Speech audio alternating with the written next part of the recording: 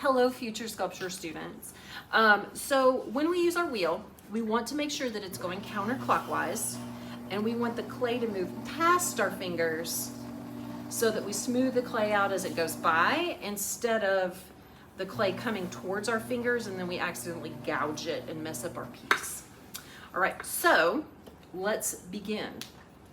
You're gonna take your wedged ball of clay, and you want to, I like to stick it to a dry wheel head. Some people get them wet and then stick the clay in, but I find that my clay moves around on me, so I don't want that to happen. So I'm just gonna put it on there and kind of beat it down so it's like a little hockey puck.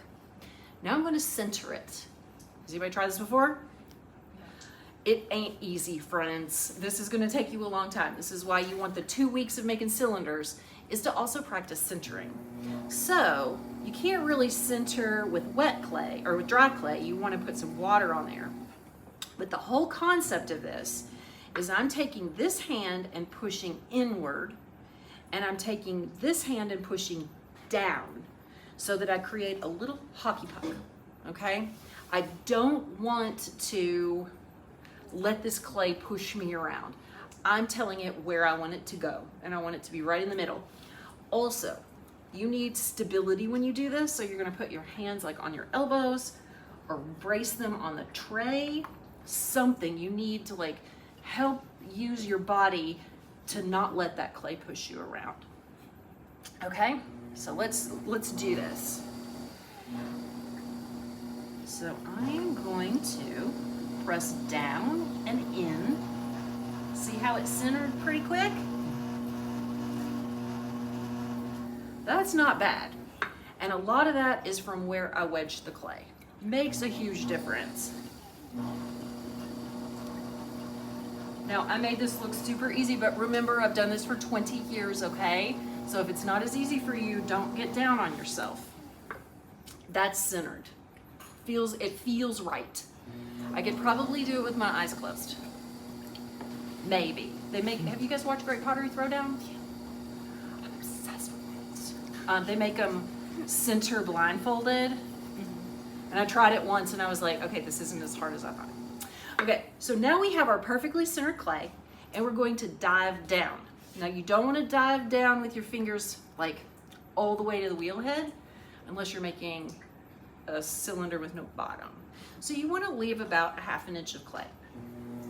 So what I'm going to do is, again, watch me, I'm bracing my elbows here so that the clay doesn't move my hands, and I'm just going to evenly press down.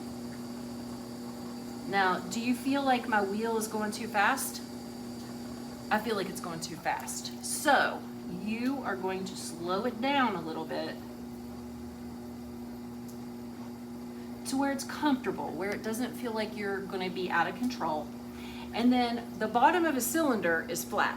So I'm going to shape my bottom first, and then I'm going to pull the walls up. You can also do this with a sponge. So if you don't feel like your hands are helpful, you can use a sponge. And see how I'm making the perfect bottom of like a coffee pot right there? Or a coffee can? Or a can of whatever, green beans or big beans or something. Now, do what? It's a big can of green beans. Exactly. I mean, big can, well, maybe, hopefully, if I can do it right. So now, a fun trick. Where's my needle tool? Do you guys see it? A fun trick you can use to see how deep or how much clay you've left there is you can take your needle tool, poke it all the way down to the wheel head, and then kind of hold your fingernail right at the clay. Can you guys see what I'm doing? Mm-hmm. I'm just using that as a measuring tool. So that's about a little over 1/4 of an inch. That's good. I'm gonna leave that right there. And I'm not gonna mess with the bottom other than to kind of cover that hole again. So now what I'm gonna do is pull up on the sides. I'm gonna get a little red in there. So. Oh, I didn't wash it out. Yeah, it doesn't matter. It would all burn off in the kiln anyway.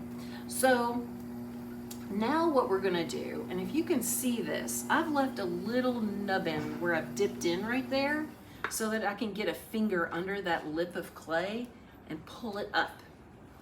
Now imagine you're not pulling one wall up. You have an inner wall and an outer wall. And so you're gonna hold this hand steady, and then you're gonna pull the outer wall up, okay? So imagine two pieces sliding against each other instead of yanking it all up at once. So, get my wheel going, and then I'm gonna press in with my sponge, and I am just lifting up on that outside wall. And now I have a teeny cylinder, right? So this is still real thick, and I can get it taller. So I'm gonna put a little water in there. I don't want it to get too soupy. And see how I have this neck of clay? I can squeeze that over with my sponge. Be careful not to do that with your finger, because if you can grind your fingernail off or your skin. You gotta be real careful. Oh, I can't tell you how many times I walked out and I was like, oh, my nail is gone. Ouch.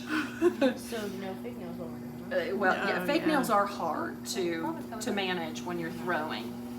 All right, so I'm gonna do the same thing over and over and just slowly build up that wall until it is taller and taller and taller. Now I didn't have a lot of clay, but you know, I'm still doing okay. But it's uneven in here. I can feel it. Like some parts of the wall are thinner than others. So I am going to put a little more water on here, and I'm going to see if I can do another pull or two and get this little guy taller. And then we're going to test and see how well I've done.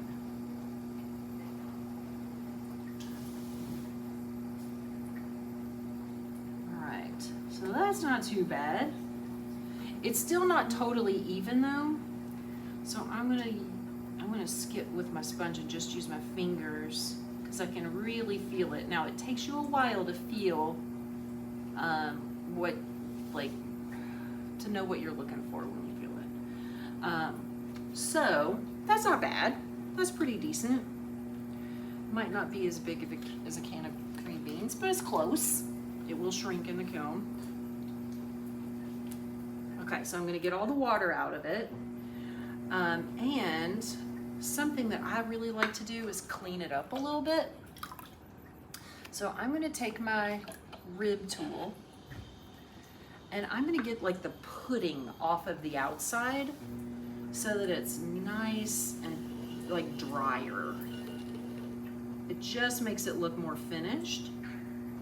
And you can also, once you figure it out, and I have destroyed many pieces trying to use this kidney to straighten the wall out, but see how much straighter it got? Just by stabilizing the inside and using this rib to make the outside look pretty. So that's pretty good. I'm pleased with that. So let's see how I did. Where is our